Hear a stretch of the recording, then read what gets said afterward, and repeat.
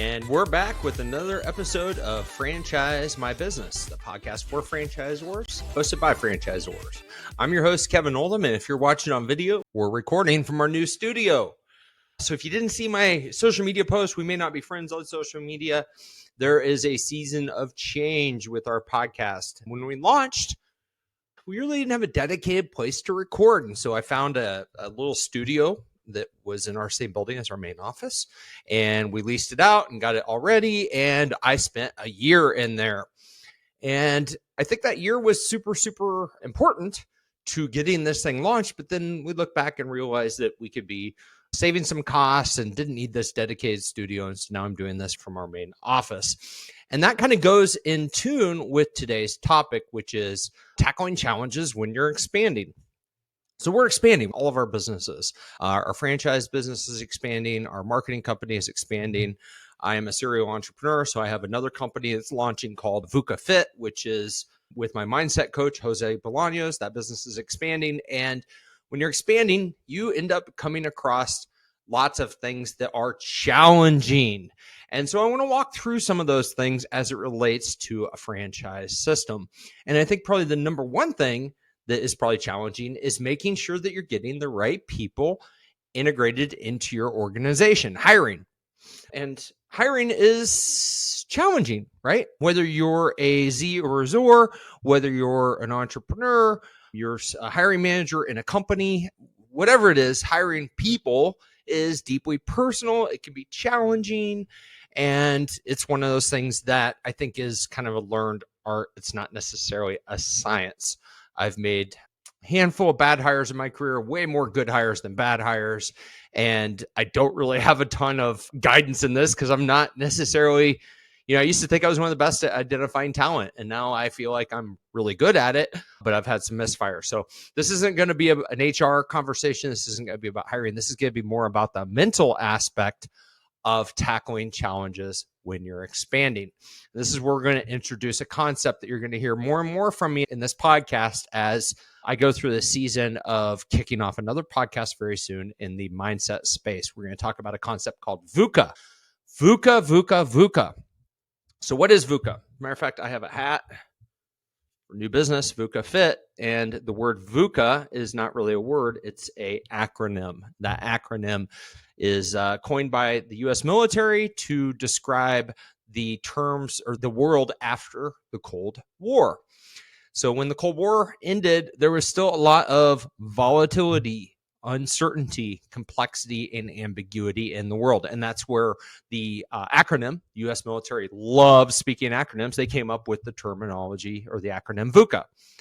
My mindset coach or old mindset coach, now business partner, Jose Bolaños, has used that as a core tenet of his philosophy to help frame how to manage challenges in life, complexity, like ambiguity, all of these things. And I would say that when you're growing a business, that would be a big challenge.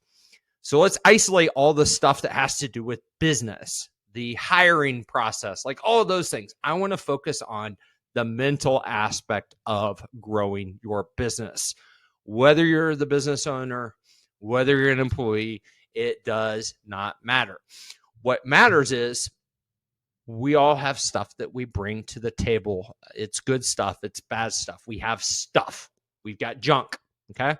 When we have junk, let's say a flat tire, or I haven't really talked about this, but I'm battling a little medical issue. I get to have knee surgery in November here when I'm recording because I have a piece of bone that's stuck in there that's making it so I can't extend my knee. That is VUCA. That is stuff that happened to us or through us that we didn't necessarily ask for, that we get the opportunity to navigate, okay? And I will tell you that when you start expanding your business, you are asking for VUCA. You're inviting VUCA into your world. You are setting yourself up for circumstances that you don't necessarily know about. There's going to be unforeseen things that happen. There could be a construction delay. We're dealing with that in one of our businesses, one of our clients at our marketing agency, just construction delays. Okay, so that's VUCA. When we can identify it and we can name it, we can then furthermore tame it. If we can put a label on it, it can be something that we can manage, right? So if I'm using the example of my knee, it's VUCA.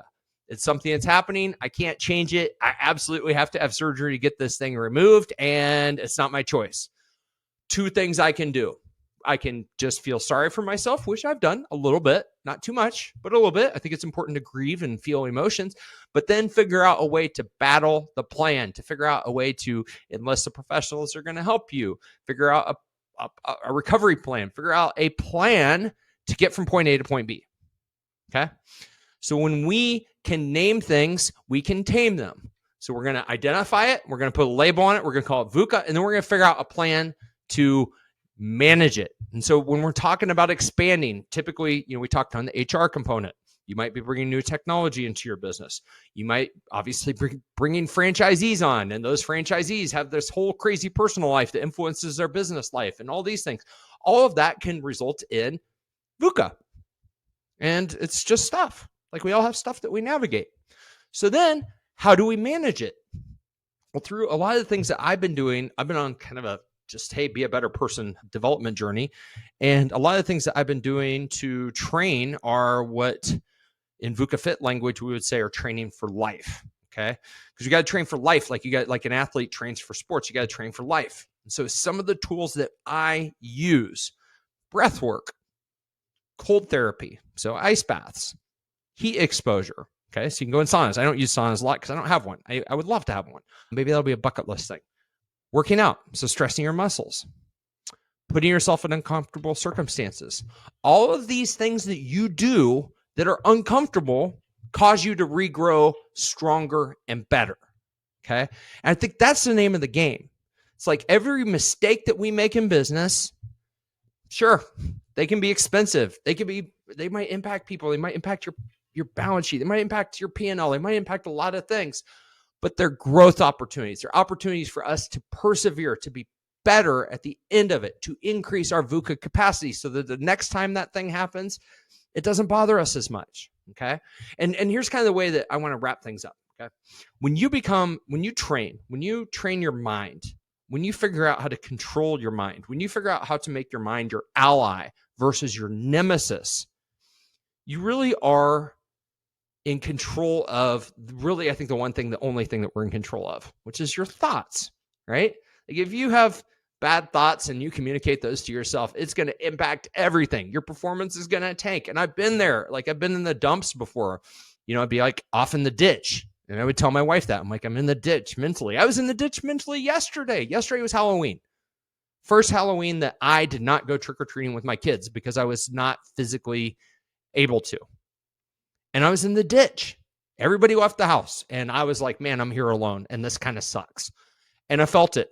And then I said, well, and here's also the opportunity for me to live my purpose, my infinite commitment to be the filament, to be the lives of the people I touch. Those people were the trick-or-treaters and their parents who came by. I ended up turning my day around and having a blast. Sure, I miss my family. Guess what? They came and trick-or-treated, and then they handed out stuff with me, had a great Thanksgiving, had a great Halloween, even though there was a part of it that was sad, right? So it was a little challenge. So how did I navigate that? Number one, we have a window of tolerance of things that we can accept in the world. And as I like to say, if you had one of those graphs, up, down, up, down, up, down, kind of explaining the high highs and the low lows of the entrepreneurial journey, increasing your VUCA capacity means that you still feel those things. It's just the highs are not as high and the lows aren't as low.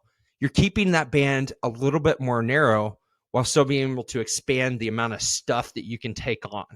All the personal stuff, the business stuff, spiritual stuff, physical stuff, all the stuff. Like we all have stuff. We have these huge, heavy backpacks. And it kind of is challenging to carry them around alone. So figuring out ways that you can help yourself improve while you're growing your business mentally, I think is the name of the game.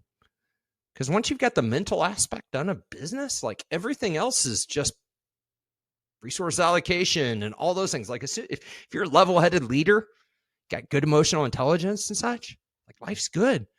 If you don't have those things can be pretty challenging. So if you want to learn more about where we're headed with VUCA Fit, you can go to our website and sign up for our email list. That business will be launching in January. VUCA, VUCA, fit.com. We'll drop it in the show notes as well. But ultimately, that business is designed to help people suffer less, pain is inevitable, but we don't have to suffer.